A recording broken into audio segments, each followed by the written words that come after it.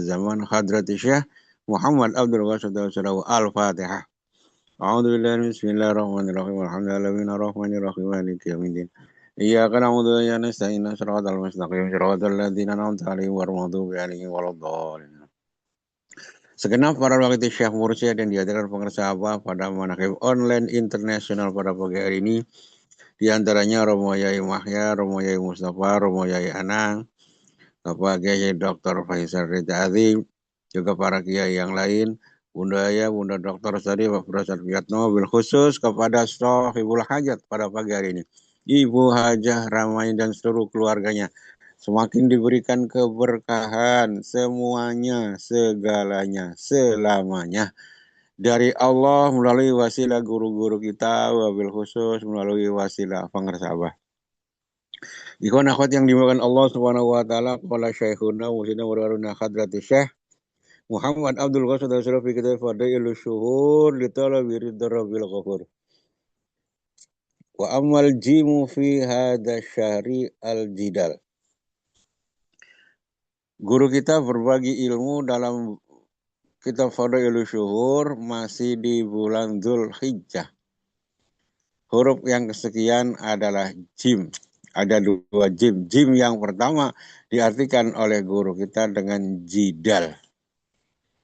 Jidal, ya, jidal itu bahasa kitanya berdebat atau bertengkar, ya. Jidal itu bertengkar. Inilah yang disyaratkan dalam Al-Quran. Firman Allah dalam surat Al-Baqarah ayat 197. Faman farada fihinnal hajja fala rafasa wala fusuqa wala jidala fil hajj. Ikhwan akhwat yang dimuliakan Allah Subhanahu wa taala, Syekh Abdul Qadir dalam kitab Sirul Asrar menjelaskan tentang haji. Ada haji syariat, ada haji hakikat. Haji secara syariat adalah al-qasdu ila baitillah. Nah, menyengaja perjalanan menuju ke Baitullah. Nah, menuju Baitullah ini adalah haji secara syariat. Ke Mekah kata bahasa apa? Jadi secara syariat haji itu ke Mekah. Bagi siapapun yang melaksanakan ibadah haji ada syarat rukun dan pantangannya. Ada larangannya. Yang membatalkan haji ya ada diantaranya berhubungan suami istri, meninggalkan yang rukun, itu adalah membatalkan haji. Hajinya batal, otomatis batal. Juga ada yang membatalkan pahala hajinya, yang merusak haji. Hajinya bisa jadi nggak batal, tapi rusak, nggak bernilai. Ya, seperti juga dalam bab puasa. Ya, ulama-ulama fikih dalam bab puasa itu ada yang membatalkan puasa, ada yang membatalkan pahala puasa. Yang membatalkan puasa apa diantaranya? Yang membatalkan ibadah puasa, ya makan, minum, dan lain sebagainya. Ada juga yang membatalkan pahala puasa. Puasanya nggak batal, tapi rusak puasanya. Percuma puasanya nggak berbekas, nggak berpahala. Apa diantaranya? Ya, disampaikan oleh Rasulullah, yaitu ghibah, namimah, bohong, melihat dengan syahwat, dan sumpah palsu. Ini hal-hal yang membuat puasa kita, ibadah puasa kita rusak. Demikian pula ibadah haji secara syariat. Melaksanakan ibadah secara syariat di dalam Al-Quran, dalam surat Al-Baqarah ini ada 3 pantangannya. 3 hal yang merusak haji. Maka dalam bahasa guru kita, wal jidal min juluti. Wal muradu bil jidal huna alladzi yufsidul hajja. Jadi maksudnya jidal di sini adalah jidal yang adalah hal-hal yang merusak ibadah haji. Di sini ada 3 disebutkan. Ya. Yang merusak ibadah haji 3 secara syariat. Yang pertama adalah rofas, fala rofas. Apa rofas? Rofas itu berkata jorok, ngomong porno lagi haji, lagi menunaikan ibadah haji, ngomong jorok, ngomong porno yang menjurus kepada birahi. Ini merusak haji. Makanya dijaga, mulutnya dijaga.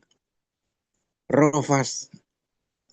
Yang kedua, yang membuat ibadah haji ini rusak, pahalanya hancur, meskipun hajinya enggak batal. Yang kedua adalah fusuk. Fusuk ini adalah fasik, maksiat, berbuat dosa, ya. Melakukan maksiat lagi haji, maksiat. Ini hajinya rusak. Yang ketiga adalah jidal. Apa jidal itu? Jidal itu berdebat, ya, berdebat, bertengkar, mempertahankan pendapatnya sendiri, membenarkan pendapatnya sendiri, tidak benar kalau tidak pendapatnya sendiri. Ini berdebat, bertengkar, jidal. Ya. Debat kusir, mempertahankan dengan hujahnya, dengan dalilnya. Pokoknya kalau bukan pendapat saya, nggak ada yang benar. Ini jidal. Orang haji melakukan jidal, hajinya rusak. Ya. Hajinya rusak. Pelaksanaan ibadah haji itu dari berbagai negara, berbagai madhab ngumpul. Ada madhab Syafi'i, ada madhab Hanafi, ada Maliki, ada Hambali. Pasti ada perbedaan. Pasti ada perbedaan-perbedaan dalam melaksanakan ibadah haji, dalam pelaksanaan sholat, dalam pelaksanaan, ya ibadahnya itu banyak. Takbir aja kan ada yang sampai ke atas, ada yang di depan dada, ada yang di atas telinga. Allahu Akbar. Posisi tangannya ada yang di perut, ada yang di dada, ada yang kita yang di bawah pusar. Beda. Begitu at-tahiyatul mubarakatuh asyhadu alla ilaha illallah. Telunjuk. Telunjuk ditunjukkan. Ini ada yang ilaha illallah tetap, ada yang digoyang-goyang, naik turun, naik turun. Ada juga yang diputer telunjuknya.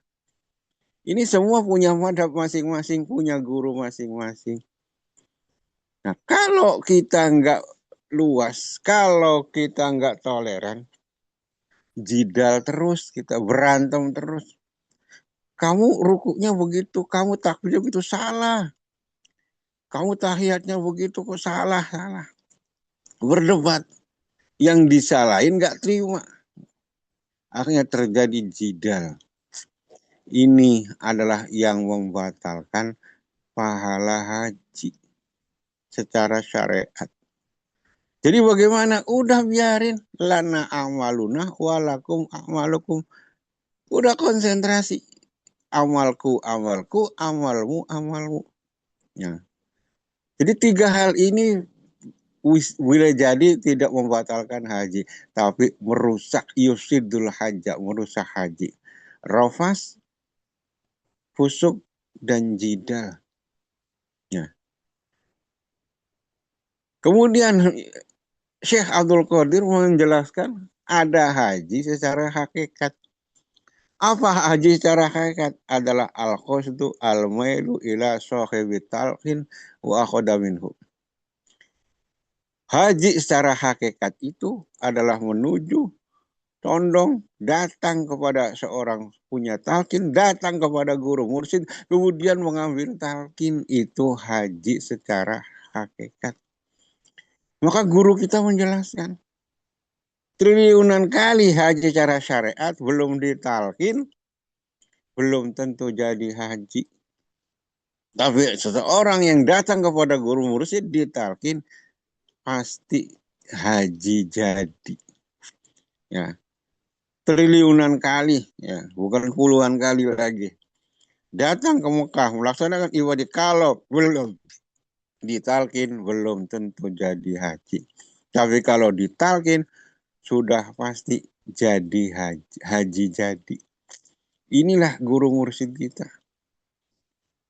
Jadi orang yang sudah ditalkin itu ibarat perjalanan menuju Allah Subhanahu wa taala. Ya. Kalau secara syariat haji itu menuju Baitullah, rumah Allah. Tapi secara hakikat haji itu adalah bukan menuju kepada tapi menuju kepada Allah Subhanahu wa taala. Ilahi anta maksudi waridoka matubi antini mahabbata wa ma'rifata. Nah, dalam perjalanan toreko ini, dalam perjalanan haji hakikat ini juga berlaku. Jangan sampai ada rofas, jangan sampai ada fusuk, jangan sampai ada jidah. Kenapa? Itu akan menghambat perjalanan kita. Akan menghambat perjalanan kita menuju kepada Allah Subhanahu wa taala. Maka kita yang menjadi sekarang ini menjadi seorang salik yang sedang belajar menuju kepada Allah, yang selalu menuju kepada Allah, ilahi anta maksudi la rofasa, jangan ngomong jorok, jangan ngomong porno, jangan ngomong yang tidak ada manfaatnya. Ya. Maka dilarang oleh guru kita. Udah, jangan banyak ngomong, banyak zikir sekarang. Banyak tawajuh, banyak diam, banyak tafakur. Dan juga jangan maksiat. Karena juga akan menghambat perjalanan ruhani kita. Dan jangan jidal. Ya, jangan jidal, jangan berdebat. Masya Allah. Terutama berkaitan dengan guru kita. Banyak orang-orang di luar yang nggak ngerti. Ya, kita harus sadar, harus tahu. Mungkin orang-orang di sana di luar mempermasalahkan guru kita, biarin aja. Toh guru juga menyampaikan maklumat, menyampaikan situan itu ditujukan hanya khusus untuk orang yang sudah ditalkin saja. Guru kita ngomong sama murid-muridnya. Ngapain mereka ikut-ikutan komen? Gak ada urusan mereka. Ya, makanya kita ya udah, ini semua yang disampaikan guru kita adalah yakin semuanya dari Allah. Ilham dari Allah. Untuk ujian kepada untuk menguji keyakinan para murid-muridnya. Seperti juga terjadi di zaman para sahabat Rasulullah Shallallahu Alaihi Wasallam mengalami berbagai peristiwa. Itu semua yang disampaikan oleh Rasul untuk menguji keimanan, keyakinan para sahabat. Sahabat yang yakin dengan Rasulullah, pokoknya apa yang disampaikan oleh Rasulullah pasti dari Allah. Seperti Abu Bakar. Yakin semua pasti benar oleh yang disampaikan oleh Rasulullah. Maka Rasulullah cerita apapun Abu Bakar Siddiq sangat percaya. Termasuk ketika menyampaikan tentang masalah Isra Mi'raj Kanjeng Nabi Muhammad Shallallahu Alaihi Wasallam dari Mekah ke Madinah, dari Masjidil Haram ke Masjidil Aqsa, terus naik sampai ke Sidratul Muntaha, ketemu dengan Allah, ditempuh dengan sebagian malam. Para sahabat yang lain banyak yang goyah. Wah, mustahil, nggak mungkin. Tapi seorang Abu Bakar Siddiq sudah meyakini sepenuhnya bahwa apa yang disampaikan oleh Kanjeng Nabi Rasulullah pasti benar. Dan ternyata Abu Bakar Siddiq lulus dan banyak juga yang tidak lulus. Demikian pula guru kita sekarang menyampaikan maklumat, menyampaikan berita dari Allah Subhanahu wa taala. Ini buat ujian juga buat para ikhwan. Dan ternyata banyak ikhwan yang tetap bertahan karena meyakini apa yang disampaikan oleh guru kita adalah perintah Allah, ilham dari Allah, pasti benarnya. Namun juga tidak sedikit juga yang goyah. Masa begitu? Ya. Maka apa yang disampaikan oleh guru kita jangan dijadikan jidal.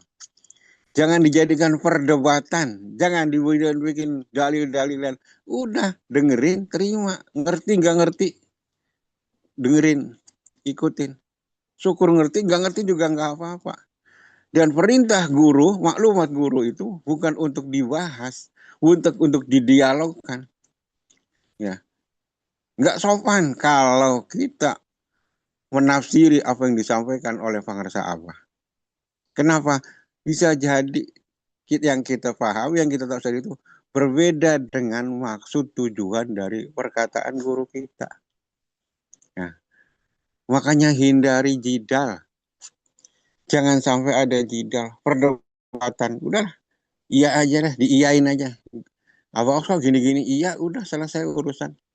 Toh dijelasin ngotot juga nggak bakal paham daripada buang-buang waktu. Ya. Maka didekat-dekat oleh guru kita, jidal ini hakikatnya adalah permusuhan. Ya, permusuhan. Orang-orang yang memang dari awal nggak suka sama guru kita, mempertanyakan guru kita ini adalah bukan dia mencari kebenaran, bukan. Dia cuma mencari permusuhan. Ya, cuma cari celah. Nggak usah diladenin, jangan jidal. Tinggalin aja. Ada orang gini, tinggalin. Tinggalin. Cari aman. Nah, inilah guru kita, jidal. Maka dalam kata-kata jidal ini, kembalinya juga kepada talqin. Tidak akan mudah untuk meninggalkan jidal ini kalau belum ditalqin. Karena jidal ini adalah masuk dalam pasukannya nafsu amaroh. Nafsu amaroh itu banyak. Ya. Nafsunya gelap, gulita, hatinya masih gelap. Tidak ada cahaya. Semua ditabrak karena masih amaroh. Kalau ditalkin, hatinya terang. Ditalkinkan zikir, dimasukkan ismu zat, dimasukkan dizikirkan kalimat la ilaha illallah, maka hati itu akan gelap, sudah berpindah. Tidak lagi di posisi lawamah. Mulai ada kesadaran. Ya, mulai ada kesadaran. Jadi maka jidal ini juga syarat utamanya untuk tidak sampai jidal ini talqin. Kalau orang belum ditalkin susah berdebat sepanjang malam 2 hari 3 hari berdebat nggak bakal selesai, nggak akan ada pemenang, nggak ada yang kalah karena nggak mau ngalah, maunya harus pendapat saya yang benar, saya yang benar, semua selain daripada pendapat saya salah. Ini prinsipnya orang berdebat tuh begitu. Maka kata guru kita, orang jidal ini khusumah, permusuhan. Maka jangan sampai kita ini dalam perjalanan kita rohani kita ini berdebat. Jangan sampai berdebat. Udah banyakin amal. Maka guru kita dalam pelaksanaan manakib juga. Ya, manakibnya lama, amaliyahnya lama. Ada hataman, ada manakib ini. Ceramahnya sebentar. Ceramahnya sebentar. Itu artinya apa? Ngasih tahu kepada kita. Ya khidmah ilmiah penting, tapi amaliyah juga lebih penting. Dan durasinya banyakkan amaliyah daripada ilmiah. Itu bimbingan guru. Supaya kita lebih banyak beramal daripada banyak berdebat, banyak ngomong. Nah, beda dengan yang di luar, pengajian di luar. Ngajinya sebentar, ceramahnya sampai berjam-jam. Bahkan kiainya bisa 5 orang, 6 orang, tabligh akbar sampai pagi. Ya, kita tidak menyalahkan penyanyi orang lain, silahkan. Tapi bimbingan guru mursyid kita tidak ada jidal. Maka dari itu setelah kita ditalkin, kita banyak merenungnya, banyak tawajunya, tidak banyak berdebat. Karena kita ngadu ilmu itu bukan pendalaman, tapi pendangkalan namanya, kata bahasa guru kita. Semoga kita semua bisa memahami jidal ini. Jadi hindari pertengkaran, hindari perdebatan. Ini sesuai dengan lagunya Rhoma Irama. Stop perdebatan, stop bertengkaran, stop. Di stop udah, jangan ada jidal itu. Ini kata Wah Haji Rhoma Irama. Berkah semuanya segalanya selamanya. Assalamualaikum warahmatullahi wabarakatuh.